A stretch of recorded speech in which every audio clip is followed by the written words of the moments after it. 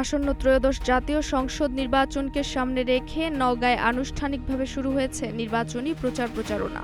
২২ জানুয়ারি থেকেই নির্বাচনী প্রচারে মাঠে নেমেছে বিএনপি, জামায়াতে ইসলামী সহ অন্যান্য রাজনৈতিক দলের প্রার্থী ও নেতাকর্মীরা।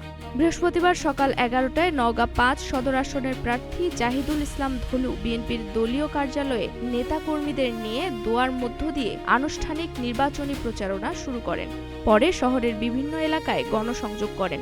জীবন অবাক না করলে কে করবে? ২৮% মিল্ক ফ্যাটের অবাক করার সাথে ফ্রেশ মিল্ক পাউডার। জীবন অবাক করুক প্রতিদিন। অন্যদিকে সকাল ১০টায় সদর উপজেলার মকরামপুর চারমাথা এলাকা থেকে জামায়াতে ইসলামী প্রার্থী আসম সায়েম নেতাকর্মীদের নিয়ে প্রচারণা শুরু করেন।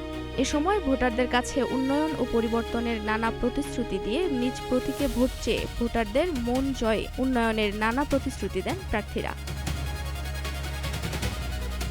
নুসরাত জাহান জেরিন, নাগরিক প্রতিদিন।